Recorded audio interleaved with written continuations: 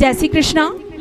नगर माहेश्वरी महिला संगठन भीलवाड़ा से अध्यक्ष भारती जी भायती के साथ मैं मंत्री रीना डार भादो कृष्ण तृतीया, कजली तीज या कह लीजिए सातोड़ी तीज, बड़ी तीज की आप सभी को अनंत शुभकामनाएं प्रेषित करते हैं। हम लेकर आए हैं तीज पूजा के समय कही जाने वाली सभी कहानी रूपी मनकों को एक ही माला में पिरोकर। तो लीजिए, आप सभी के लिए प्रस्तुत है यह अनुपम सौगात। ओम श्री गौरी सुताय नमः। सर्वप्रथम तीज माता की कहानी। किसी गांव में एक ब्राह्मण रहता था। उसके 7 लड़के थे।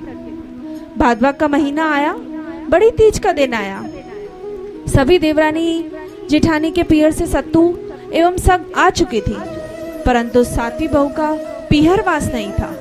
तो उसने अपने पति से कहा कि आप जाइए और कहीं से भी मेरे लिए चने का सत्तू लेके आइए। अब वह मन में विचार करने लगा कि पास में पैसे तो है नहीं, कहाँ से लाए वह सत्तू। इन्हीं विचारों में गुम वह एक साहूकार के यहाँ चोरी के इरादे से अंदर घुस गया। वहां सेठानी ने थोड़ी देर पहले ही सत्तू बनाया था और सभी सामान जस का तस पड़ा था। तो वह ब्राह्मण पुत्र वहीं बैठकर पिंडा बनाने लगा। जब थप थप की आवाज हुई तो सेठ सेठानी उठकर आए और बोले, तुम कौन हो और यहाँ क्या कर रहे हो? तब ब्राह्मण पुत्र ने सारी व्यथा उन्हें सुना दी। सेठानी जी की कोई पुत्री नहीं थी, तो उनका भी हृदय भर आया। तो उन्होंने ब्राह्मण पुत्र से कहा कि तुम जाओ और तुम्हारे घर सत्तू पहुंच जाएगा।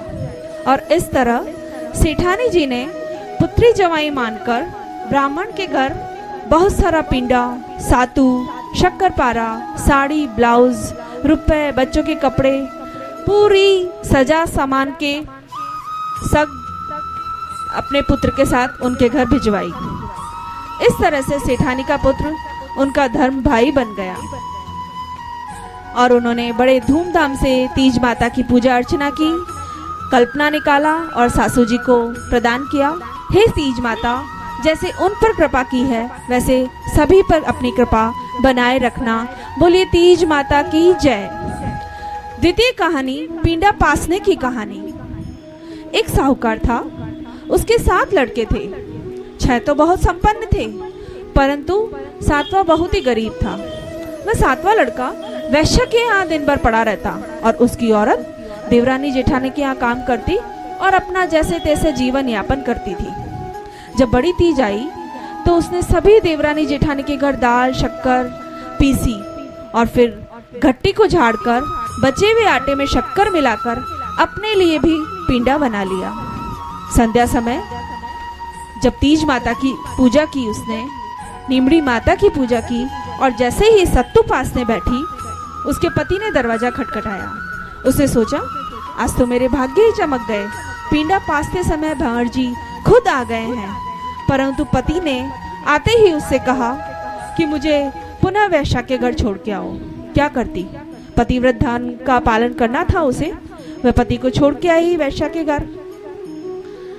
पुनः पीना पासने बैठी, पुनः दरवाजे पे खटखट हुई, पुनः उसका पति आया। इस तरह से 5 बार उसका पति आया और 6ठी बार भी ऐसा ही हुआ। जब 6ठी बार वो घर आने लगी तब रास्ते में उसे आड़ी दूध दही की नदी मिली और वहीं से आकाशवाणी हुई कि आवतड़ा कोई जावतड़ा, दोनों खोल पीवतड़ा। दूध दही का एक आंकड़े का दोना उस नदी में से आया और उसने वह पी लिया। दूध पी के 2 भाग करके उसको बहा दिया। तीज माता की कृपा से उसके पति को सद्बुद्धि आई और वैश्या से कपड़े और गहने लेकर सदा के लिए उसके पास चला आया। उसके बाद उन्होंने पिंडा पासा, कल्पना निकाला, चौपड़ पासे खेले और शेष जीवन आनंदमय व्यतीत किया। हे तीज माता, जैसे उसे सद्बुद्धि दी है, सभी को सद्बुद्धि देना।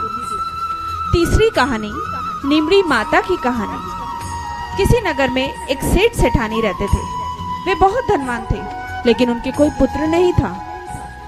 जब भादवा की तीज आई तो सेठानी ने व्रत करके नीमड़ी माता की पूजा की एवं यह वर मांगा कि माता यदि मेरे पुत्र हुआ तो मैं 1.25 मन सत्तू आपको अर्पण करूंगी। माता की कृपा से सेठानी के 9वें महीने पुत्र हुआ, परंतु वह सातू चढ़ाना भूल गई। समय के साथ सेठानी ने 7 पुत्रों को जन्म दिया।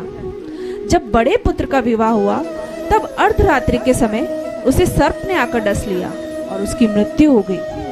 और इस तरह सेठानी जी के 6 पुत्रों की मृत्यु हो गई, वे काल के ग्रास बन गए। जब 7वें पुत्र के लिए संबंध आने लगे तो सेठ सेठानी ने विचार किया कि इस पुत्र का विवाह हम सुदूर देश में करेंगे। सेठ जी पुत्र की सगाई हेतु बहुत दूर देश एक देश में आए और वहां देखा उन्होंने कि 4-5 लड़कियां खेल रही थी। वे मिट्टी के घर बना के तोड़ रही थी। उनमें से एक लड़की थी जो बोली कि मैं अपना घर नहीं तोड़ूंगी। सेठ जी को वह लड़की बड़ी समझदार लगी, तो सेठ जी ने अपने पुत्र के साथ उसका विवाह संपन्न करवा दिया। बारात विदा हुई। लंबा सफर होने के कारण लड़की की माँ ने लड़की से कहा, मैं ये सातू और कल्पना बांध रही हूँ। जब भी तीज का दिन आए नीमड़ी माता की पूजा करना और कल्पना सासू जी को झिलाना। बारात धूमधाम से निकली। रास्ते में भादवा तीज का दिन आया। बहू ने व्रत किया और एक कुएं के पास नीमड़ी माता की स्थापना कर पूजन करने लगी, परंतु नीमड़ी माता पीछे हट गई। बहू ने पूछा, माता आप मेरी पूजा क्यों नहीं स्वीकार करती?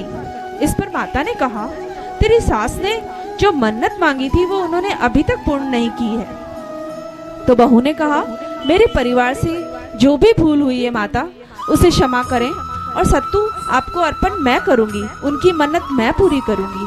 आप कृपया मेरे सभी जेठ जी को पुनर्जीवित कर दीजिए। नीमड़ी माता नववधू की भक्ति एवं श्रद्धा देके बहुत प्रसन्न हुई और बहू ने विधि विधान से पूजा कर चंद्रमा को अर्घ दिया एवं कल्पना ससुर जी को प्रदान किया। बारात जैसे ही नगर में प्रवेश करने लगी, नीमड़ी माता की कृपा से उसके सभी जेठ प्रकट हो गए। बड़े धूमधाम से गाजे बाजे के साथ सभी ने नगर में प्रवेश किया। सासू जी को भी अपनी भूल का एहसास हुआ। फिर कजली तीज आने पर सभी ने मिलकर 7.25 मन का सत्तू नीमड़ी माता को अर्पण किया। तीज माता की पूजा अर्चना की और सभी आनंद पूर्वक रहने लगे। खोटी की खरी अधूरी की पूरी, बोलो नीमड़ी माता की जय। चतुर्थ कहानी, विनायक जी की कहानी। एक अंधी बुढ़िया थी। वह बहुत ही गरीब थी। उसका नियम था वह रोज गणेश जी की पूजा करती एवं माला फेरती थी। एक दिन गणेश जी महाराज उस बुढ़िया की भक्ति से प्रसन्न होकर प्रकट हुए और उससे वर मांगने को कहा। बुढ़िया ने मन में सोचा, प्रभु ने एक वर मांगने को कहा है, अब मैं क्या मांगूं? अपनी आंखें मांगूं, धन मांगूं या अपने पुत्र के लिए एक सुयोग्य कन्या मांगूं, क्योंकि उसका भी तो विवाह करना है ना मुझे। आखिर तीनों में से प्रभु से मांगूं तो क्या मांगूं? बहुत सोच विचार करने के बाद वह बुढ़िया बोली, हे प्रभु, मैं अपने पोते को सोने के कटोरे में दूध पीता हुआ देखना चाहती हूँ। गौरी नंदन होले से मुस्कुराए और बोले, बुढ़िया तुम तो बहुत ही चतुर हो। मैंने एक वर मांगने को कहा था, तुमने तो अपने लिए सब कुछ मांग लिया। परंतु मैं तुम्हारी भक्ति और चातुर्य से बहुत प्रसन्न हूँ। और फिर गणाधिपति तथास्तु कहकर अंतर ध्यान हो गए। हे प्रभु, जैसे इस बुढ़िया पर आप प्रसन्न हुए हैं, वैसे कथा श्रवण करने वाले हम सभी भक्तों पर अपनी कृपा बनाए रखना। बोलिए गजानन जी महाराज की जय। सूरज भगवान की कहानी। एक समय की बात है, भगवान सूर्य देव का दरबार सजा हुआ था। तब एक दासी ने भक्तिवश भगवान से पूछा, हे भगवान, मैं आपको कैसी लगती हूँ? प्रभु तो अपने सभी भक्तों का मान रखते हैं। उन्होंने उत्तर दिया, तुम मुझे एकदम शक्कर जैसी लगती हो। तो फिर वही राणा देव जी भी बैठे थे। स्त्री सुलभ जिज्ञासा से उन्होंने पूछा, हे प्रभु, मैं आपको कैसी लगती हूँ? तो प्रभु ने जवाब दिया, एकदम नमक जैसे। बस राणा देव जी को क्रोध आ गया और उन्होंने भगवान से अनबोलना ले लिया। भगवान ने सोचा, राणा देव जी नहीं बोल रहे हैं, कुछ तो करना पड़ेगा। स्त्री हट के आगे तो सभी नतमस्तक हो जाते हैं। उन्होंने अपनी माँ से कहा, माँ, आज भोजन में नमक मत डालना। ऐसा ही हुआ। जब भोजन बनकर तैयार हो गया, 3 थाल परोसे गए। सूरज भगवान ने भोजन करना शुरू कर दिया, पर राणा देव जी ने नहीं खाया। भगवान ने पूछा, आप भोजन क्यों नहीं कर रहे हैं? तब राणा देव जी ने कहा, इस भोजन में कोई स्वाद नहीं है। तब भगवान ने कहा, नमक बिना खाने का कोई स्वाद नहीं होता, ऐसे ही आपका भी महत्व है राणा देव जी। आपके बिना मेरा जीवन में कोई स्वाद नहीं है, कोई महत्व नहीं है। यह सुनते ही राणा देव जी प्रसन्न हो गए। हे प्रभु, अपने सभी भक्तों पर अपनी कृपा बनाए रखना। बोलिए सूरज भगवान की जय। हमारे पथ के संकट दूर करने वाली पथवारी माता की कहानी। किसी गांव में एक गुजरी रहती थी। उसके 2 बहुएं थी। उसने अपनी दोनों बहुओं को पास के गांव में दूध बेचने के लिए भेजा। बड़ी बहू बड़ी होशियार थी और हिसाब किताब रखना भी जानती थी, परंतु छोटी बहू बहुत ही भोली भाली थी। उसे ना दूध बेचना आता था, ना हिसाब रखना आता था। जब वह दूध लेके जा रही थी तो उसने देखा कि गांव की औरतें पथवारी माता को जल से सींचकर उनकी पूजा कर रही है। तो उसने पूछा, पथवारी माता की पूजा से क्या होता है? तो उन महिलाओं ने कहा, पथवारी माता को पूजने से व जल सींचने से अन्न, धन व लक्ष्मी की प्राप्ति होती है। यह सुन छोटी बहू ने वह दूध बड़ पीपल को सींच वहीं पथवारी माता को चढ़ा दिया और वह नित्य प्रतिदिन यही करने लगी।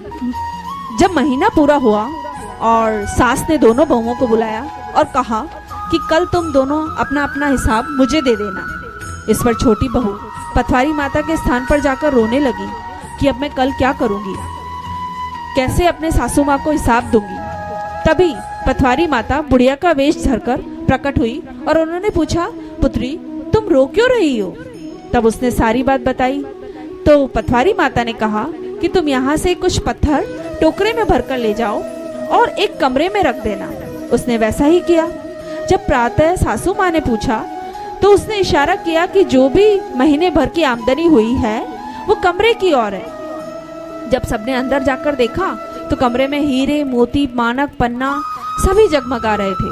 तब सास ने पूछा कि ये चमत्कार कैसे हुआ? तब उसने सारी कथा सुना दी। बस फिर क्या था, बड़ी बहू ने भी ये सब सुना। उसने निश्चय किया कि अगले दिन से वह भी पथवारी माता को सींचेगी और जो छोटी बहू है उन्होंने तो कच्चा दूध चढ़ाया था, वह गर्म करके माता को दूध चढ़ाएगी। और अगले दिन से ऐसा ही करने लगी बड़ी बहू। गरम गरम दूध ले जाकर पथवारी माता को सींचने लगी। महीना पूरा हुआ, उसी प्रकार बड़ी बहू भी उस स्थान पर जाकर रोने लगी। तब पथवारी माता प्रकट हुई और उन्होंने बोला कि पत्थर टोकरे में भर के ले जाए और बड़े से कमरे में रख दे। तो बड़ी बहू ने बड़े से टोकरे में बड़े बड़े ढेर सारे पत्थर उठाए और बड़ी मुश्किल से उसे जैसे तैसे घर लेकर आई और कमरे में रख दिए। प्रातःकाल सासू जी ने जब पूछा तो उन्होंने कमरे की ओर इशारा किया और जब कमरे में जाके देखा तो वहाँ सांप, बिच्छू, जहरीले जंतु निकले। तब वह रोती हुई पुनः पथवारी माता के पास गई और बोली, आपने मेरे साथ ऐसा क्यों किया माता? तो पथवारी माता ने कहा, छोटी बहू ने भक्तिवश मुझे सींचा और तुमने लालच में आकर गर्म दूध मुझ पर चढ़ा दिया, जिससे मेरे फफोले हो गए। ऐसा सुनने पर उसने माता से क्षमा मांगी। हे माता, जैसे उस छोटी बहू पे आपने कृपा करी वैसे सभी पर कृपा करना। बोलो पथवारी माता की जय।